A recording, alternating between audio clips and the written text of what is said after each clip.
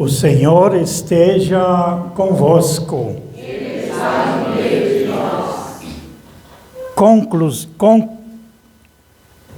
Conclusão do Evangelho de Jesus Cristo segundo Marcos. Glória a vós, Senhor.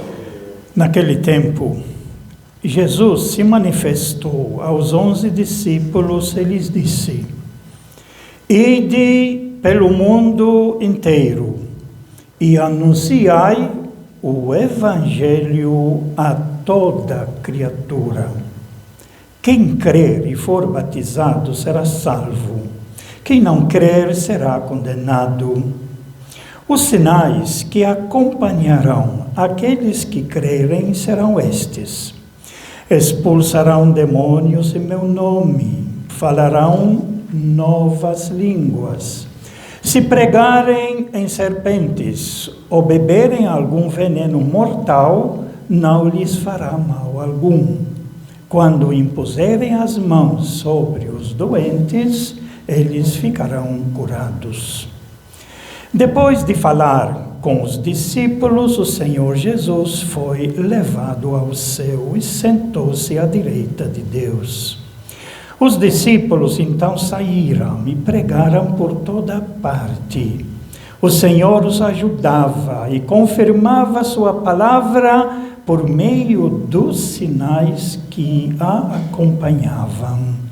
Palavra da salvação. Glória a vós, Senhor. Aleluia, aleluia, aleluia, aleluia, aleluia, aleluia, aleluia, aleluia.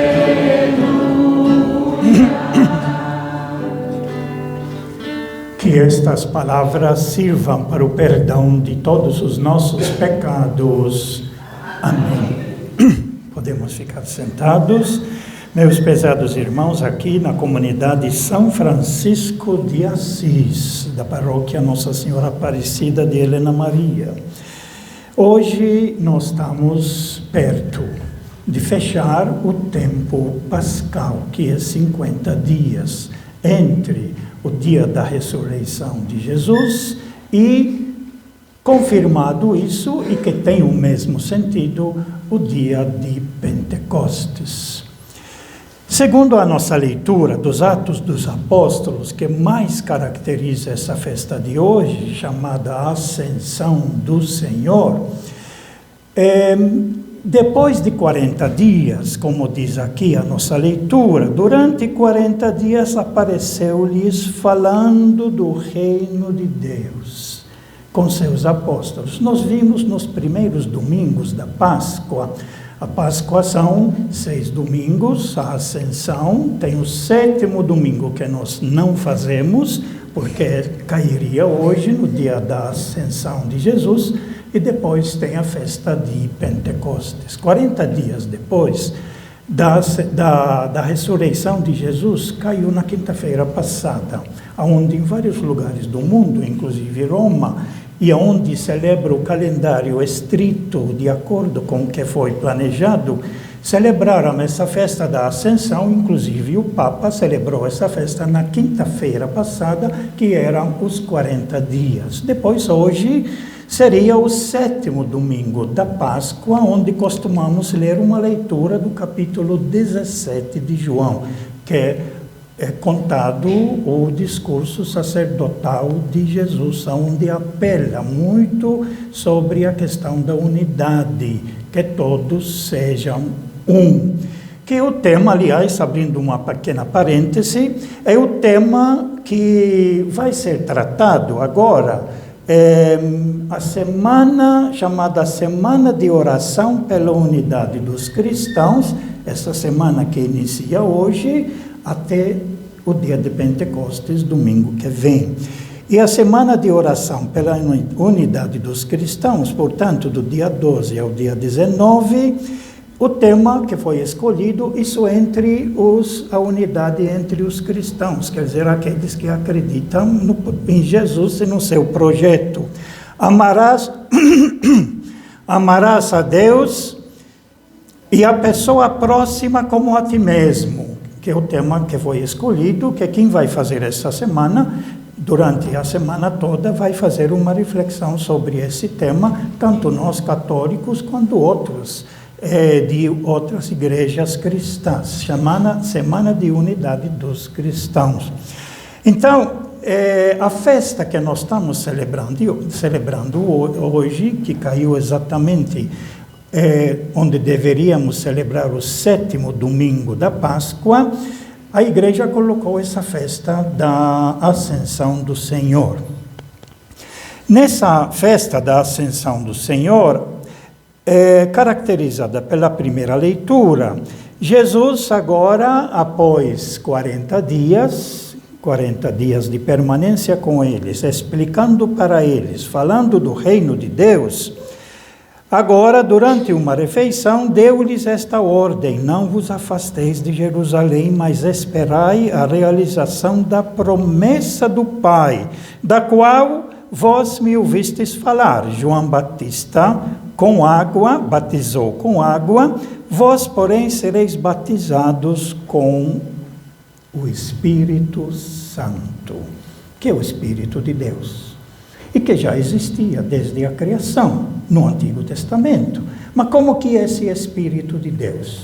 É só conhecer aquele que Deus enviou no meio de nós, seu Filho Jesus Cristo, porque Jesus, nós lemos isso no início do calendário litúrgico, ao ser batizado, ele recebeu e aceitou e assumiu o Espírito de Deus, e tudo que ele foi fazendo na sua vida, fazendo a vontade de Deus. Por isso, se nós queremos conhecer e viver de acordo com o Espírito de Deus, não tem outro jeito a não ser conhecer quem é Jesus, o seu projeto, o seu ensinamento, o seu exemplo, os seus sentimentos, os seus ensinamentos, e aí a gente consegue então viver como Jesus viveu, de acordo, impulsionado pelo Espírito de Deus, a exemplo de Jesus. Esse Espírito Santo, nós vamos celebrar ele domingo que vem, na festa de Pentecostes, né? Onde confirmamos que esse Espírito Santo nós já recebemos no nosso batismo, quando professamos, os pais nossos professaram publicamente que querem que os filhos sejam movidos e vivam de acordo com o Espírito de Deus, portanto, aquele que nos leva a criar o amor e a fraternidade, não só entre a família, mas a fraternidade universal. Aí, nesse último dia que Jesus permaneceu presente entre os seus discípulos, aqui para nós, na liturgia, representado por esse Círio Pascal que nós temos aqui, que domingo que vem também nós vamos apagar ele, porque daí em diante é o Espírito de Deus que continua nos movendo, nos levando para frente para construir aquilo que traz a fraternidade, o amor e a paz. Então Jesus disse: João Batista batizou com água, vós, porém, sereis batizados com o Espírito Santo dentro de poucos dias. E a igreja celebra isso, então, domingo que vem. Aí, aqui nós temos alguma coisa interessante, como que mesmo com 3 anos, os apóstolos, 11 agora, convivendo com Jesus, vendo o que Jesus fez, a abertura que ele nos trouxe, e Jesus permanecendo com eles esses 40 dias, de acordo com o relato de Lucas, os apóstolos vão entrar e vão sair com uma pergunta ainda bem atrasada. Quando eles fazem essa pergunta: Senhor, é agora que vais restaurar o reino para Israel, ou então em Israel? A cabeça deles ainda, apesar que tem ouvido e ter visto Jesus, mas ainda está no Antigo Testamento. A mentalidade do Messias que eles estavam aguardando ainda, e aquele Messias libertador, para quem libertador? Salvador para quem? É só para eles, o povo de Israel. Pedro, na nossa leitura do domingo passado, dos Atos dos Apóstolos, se vocês lembram bem, ele teve aquela visão no capítulo 10 dos Atos dos Apóstolos, aquela visão para levá-lo a perceber que agora para Deus não é um povo que é dele, mas todos os povos que são dele. Aliás, para Deus só existe um povo, todas as suas criaturas, toda a sua criação, todos os povos da terra.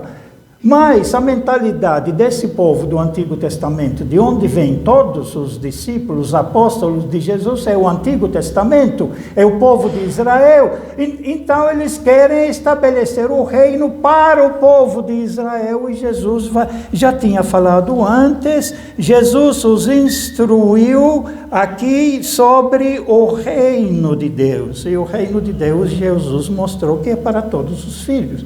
Porque todos os filhos são filhos de Deus. Todo ser humano é filho de Deus. Deus é o nosso Criador, como nós rezamos na nossa profissão de fé. Creio em Deus Pai, Criador do céu, da terra, do mar e de tudo que neles existe. Portanto, todos somos seus filhos. Esse passo que é muito importante a gente tentar aprofundar, que Deus é Pai e Criador de todos. Deus não é meu pai, ou da minha família, ou do meu povo, ou da minha vila, ou da minha comunidade. Deus é Pai e Criador de todos e quer o bem a todos. Esse passo que precisa ser dado. Inclusive, falando das mães, abrindo de novo mais uma parêntese, essa é uma ideia que nós precisamos, as mães todas, os pais todos, precisam abrir esse leque. Pela natureza, a mãe sempre quer cuidar bem do filho, e é a sua primeira responsabilidade. Cuidar da família, dos filhos, tanto a mãe como o pai. Mas Jesus veio para nos trazer que os filhos que temos e que tem, são todos filhos de Deus e todos merecem atenção. A tendência nossa, pela natureza, é só zelar pelos meus. E os outros? Não são meus. Mas amanhã vai casar com ele ou com ela. Se não zelar por ele e por ela, filhos dos outros, como é que vai ser o mundo? Eu não posso, como mãe, só pensar nos meus. Isso é a primeira obrigação que surge da natureza. A leitura da semana passada nos mostrou o amor que devemos ter, o amor daquele que dá a vida, aquele que dá a vida pelos amigos. E os amigos não é só os meus filhos, os amigos têm um leque muito maior.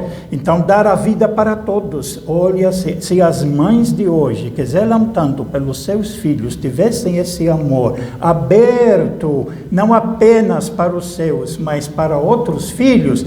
Quem tem essa cultura, se vocês perceberem bem, são duas nações que nós temos. São o povo negro, que veio da África, e a África tem essa mentalidade. E os filhos não são apenas filhos daquela mãe.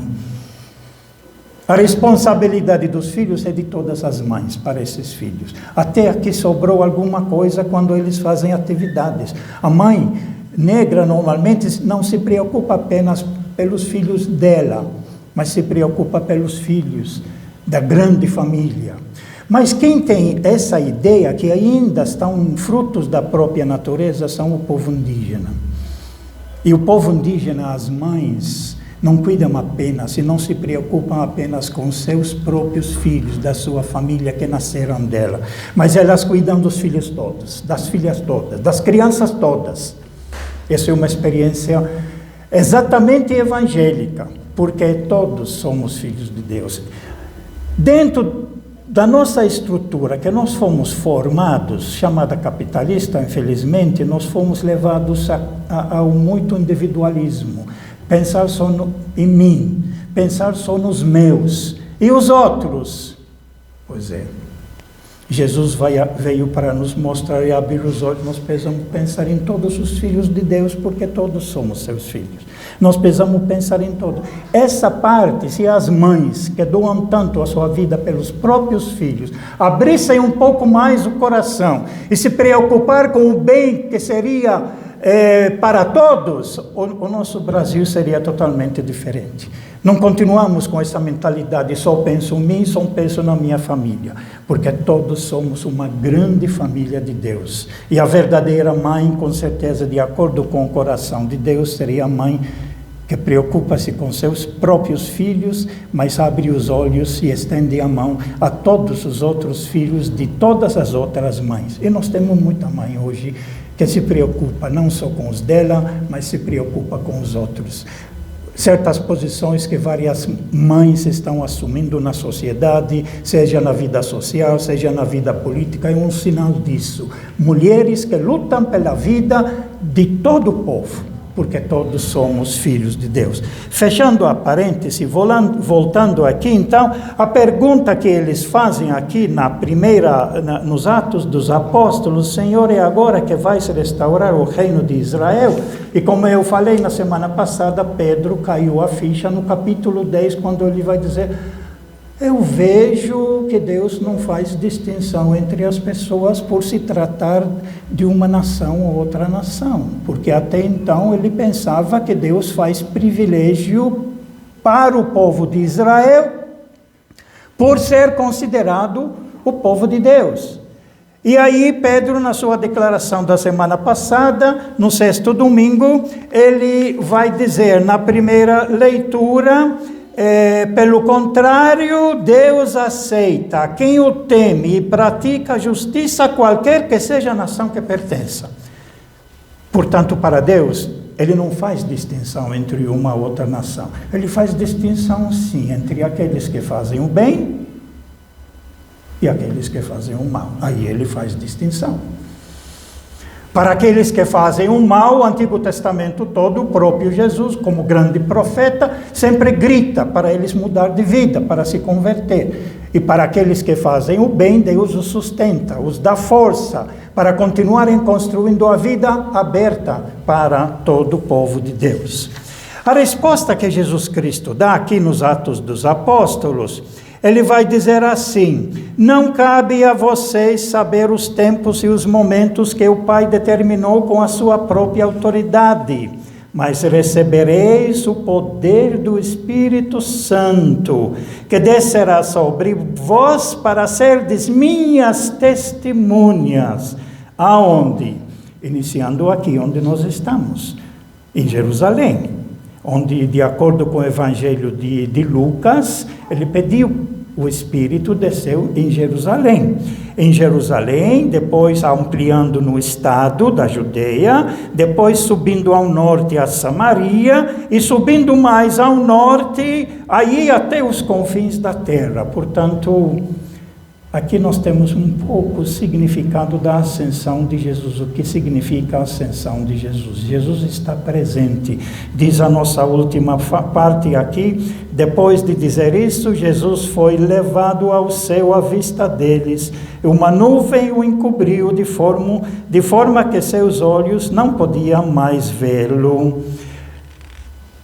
A explicação interessante que a gente pode fazer com essa questão da ascensão, aquelas ideias abstratas que nós temos na cabeça, as ideias, a gente tenta concretizá-las pelo desenho, pelas pinturas, e criando uma imagem, uma figura, porque sem coisa concreta a gente não consegue captar.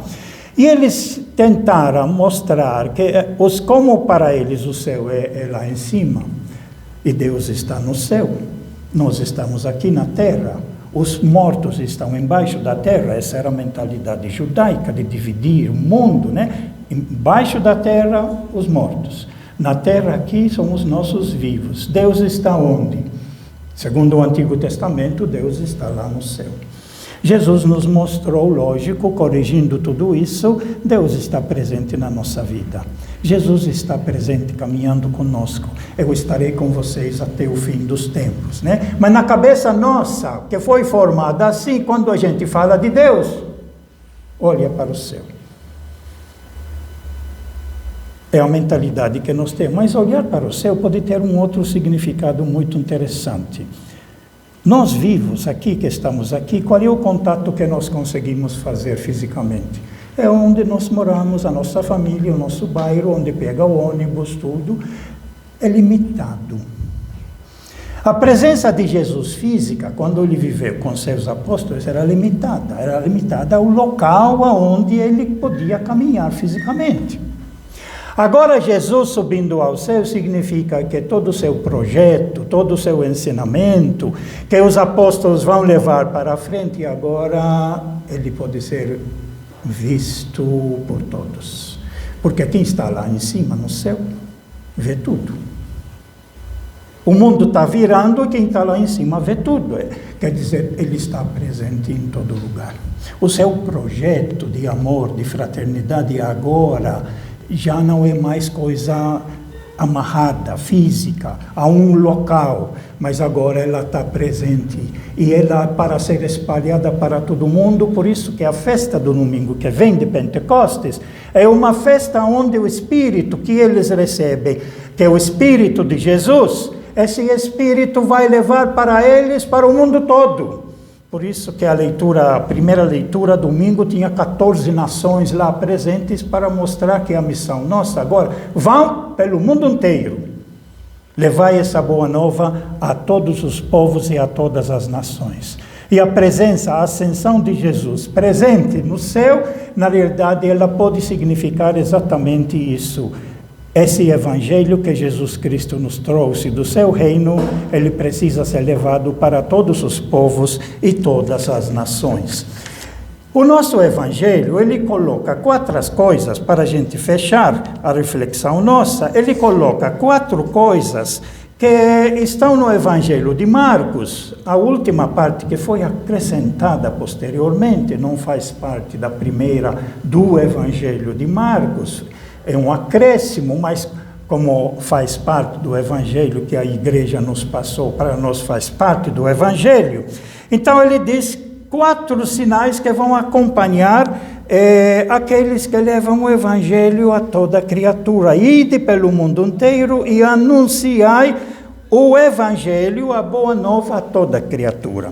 Então ele diz assim: quem crer e for batizado, quer dizer, crer no projeto de Jesus, que é projeto de fraternidade, de justiça, de amor para todos os povos, sem exceção nenhuma. Deus quer o bem a todos. Esse é o projeto do Evangelho. Quem crer nisso, vai ser salvo. Ele tem a vida. Tem o sentido da vida. Agora, quem não crê nisso, vai perder, porque ele vai se envolver com o mal, ele vai se envolver com o diabo, com aquilo que traz a infelicidade. Pensa que ganhou porque tem muito dinheiro, mas descobre que não tem a fraternidade. Perdeu a vida, com todo o dinheiro que possa vir a ter, porque perdeu o relacionamento humano, a fraternidade. Aliás, o Papa, ele escreveu exatamente nesse domingo, para esse domingo, abrindo mais uma parêntese, a mensagem do Papa Francisco para o Dia Mundial das Comunicações Sociais. Ele sempre lança uma mensagem nesse dia. E esse dia que ele lança essa mensagem, sabe sobre o quê? Sobre um assunto que está sendo discutido hoje no mundo todo e que pode nos influenciar muito. É um instrumento. É um instrumento que podemos usá-lo para ajudar a vivermos mais na fraternidade, na comunhão, ou então esse instrumento pode nos dominar. E aí, em vez de sermos gente, sermos simplesmente uma peça como numa máquina, onde nós perdemos o sentido da nossa vida. O Papa, ele trata esse assunto sobre a inteligência artificial. Vocês estão ouvindo isso sendo debatido, discutido em todo lugar. Porque a inteligência artificial, da maneira como pode ser usada, ela pode nos destruir. Mas ela depende de quem a usa. Mas tem gente que tem tanto poder e tanto dinheiro que consegue controlar o mundo todo. Controlar as mentes das pessoas, todas. Por isso que o Papa, ele faz um apelo muito importante para a gente ter a responsabilidade de usar essa ferramenta da inteligência, inteligência artificial, para conseguirmos ter mais amor, ter mais fraternidade, ter mais sabedoria entre nós, ter a convivência maior e não deixá-la nos dominar. Não deixar ninguém que tem muito dinheiro dominar esse mundo novo da inteligência artificial, onde seremos simplesmente uma peça manipulada, onde perdemos todo o sentido da nossa vida e perdemos o senso da humanidade. Essa parte de sermos humanos é a essência do Evangelho. Sermos humanos é aprendermos a conviver juntos, nas diferenças todas que existem. Sermos humanos significa que nós queremos viver e respeitar uns aos outros, construindo o amor, a fraternidade, e é isso que o Papa insiste nessa mensagem que ele quis dar nesse Dia Mundial dos Meios de Comunicação. Então, para fechar de novo aqui, 4 coisas que ele fala aqui, vão e anunciam ao mundo todo o Evangelho, a Boa Nova, o projeto de paz e de fraternidade que Jesus nos trouxe a todo o universo, a toda criatura. Os sinais que acompanharão aqueles que crerem são esses. Então, coloca 4 sinais. Expulsarão demônios em meu nome. Expulsar demônios é uma instrução que Jesus já tinha dado no Evangelho de Marcos. Está lá no capítulo 3 ainda, quando ele escolhe os discípulos, os 12. E ele dá para eles essa autoridade que ele tinha. Expulsar os demônios significa você se posicionar contra tudo aquilo que prejudica, tudo aquilo que é injusto, tudo aquilo que faz mal. Porque existe um projeto que vem de Deus, das pessoas de boa vontade, mas existe um outro projeto que vem de outro, de interesse, da ganância, da dominação, do orgulho, do engano.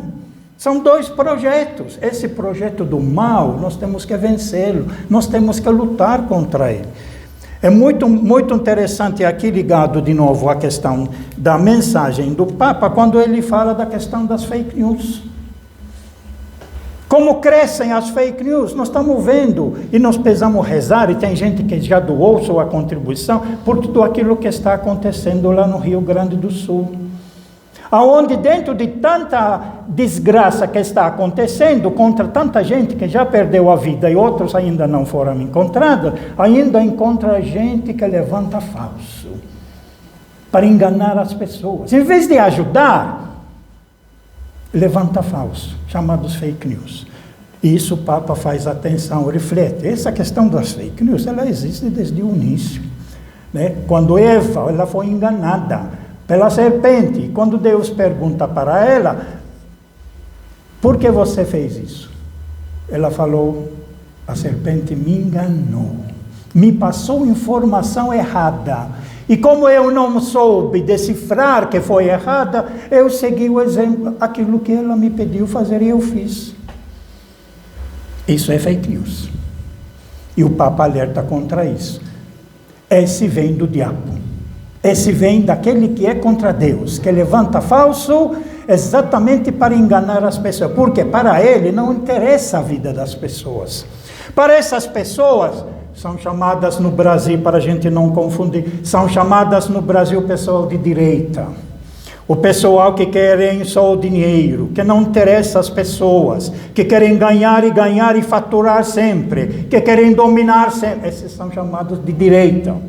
Aqui no Brasil, hoje, não no tempo de Jesus. Tem o pessoal que são chamados de esquerda. Chamar de esquerda é aqueles que se interessam pelos irmãos. Aqueles que querem ajudar uns aos outros, aqueles que querem solidários. Quando você é chamado de esquerda, é uma honra hoje, porque mostra que você quer o bem aos seus irmãos, você abriu o seu coração para todos. Ser chamado de esquerda é uma honra grande que te dá, então, uma capacidade de sentir a dor dos seus irmãos. Todo esse pessoal que está ajudando são essas pessoas que se interessam pelos seus irmãos e querem ajudá-los. Por isso é muito importante a gente se envolver com esse grupo daqueles que querem implantar o projeto de Jesus e ajudar uns aos outros. Então, primeiro passo, lutar, expulsar demônios em meu nome. Depois falarão novas línguas. Diferente de falar em línguas, que é mencionado no Evangelho na primeira carta de Corinto. Não confundem falar novas línguas ou falar outras línguas com falar em línguas. Diferente totalmente, não dá para explicar aqui nesse momento. Aqui falarão novas línguas. O que foi que São Francisco fez naquela oração? Onde tiver ódio, a língua antiga. Que eu leve a nova língua de Jesus. O amor, o perdão, a fraternidade, a solidariedade. Essas são as novas línguas. Que São Francisco foi muito esperto realmente em resumir todo o projeto de Jesus nessas novas línguas. E aí, mais ainda, falarão novas línguas, depois se pegarão em serpentes ou beberem algum veneno mortal, não lhes fará mal algum. Quer dizer, isso aqui é um projeto que, com a garantia da presença de Deus em nós enfrentamos as dificuldades. E aquilo que eles querem fazer contra nós, eles não conseguem. Nós venceremos, porque se Deus está conosco, quem será contra nós? E a última que ele fala: quando impuserem as mãos sobre os doentes, eles ficarão curados. É todo o projeto que Jesus Cristo fez na sua vida no Evangelho. Vejam, curou um, curou o outro, introduziu o leproso que estava abandonado. Todo o projeto de Jesus é curar os doentes, é recuperar a vida das pessoas. Nós fazemos isso muito, nos ajudamos. Quando a pessoa está doente, leva no pronto-socorro, leva no médico, vai lá marcar a presença, porque é muito importante a presença da pessoa, senão a pessoa se sente abandonada e se larga. É um dos projetos de Jesus muito importante, ajudar. A nossa oração que foi feita no início falou para as mães principalmente que se encontram abandonadas e as mães que estão doentes. É uma tarefa nossa construir a nossa comunidade, zelando principalmente por aquilo que está mais perto e podemos fazer, de ajudar as nossas mães, os nossos idosos, os nossos doentes. Faz parte da evangelização para poderem recuperar a sua vida e participar da nossa fraternidade e da nossa comunhão. Portanto, a festa de hoje da Ascensão de Jesus é a garantia que Jesus está conosco. Assim podemos comparar com a mãe.